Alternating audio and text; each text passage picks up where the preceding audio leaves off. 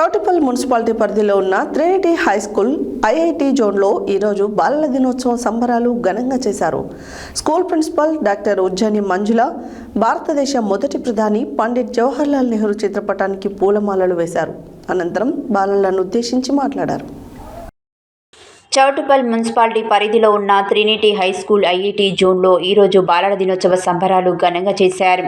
School principal doctor Ujjaini మంజుల భారతదేశ మొదటి ప్రధాని పండిట్ జవహర్లాల్ నెహ్రూ చిత్రపటానికి పూలమాలలు వేశారు. అనంతరం మాట్లాడుతూ నెహ్రూ జన్మదిన వేడుకలను బాలల దినోత్సవంగా జరుపుతారు మరియు విద్యార్థులు నేటి బాలలే రేపటి పౌరులు కాబట్టి విద్యార్థి దశలో క్రమశిక్షణ మంచి నడవడిక కలిగి ఉండాలన్నారు.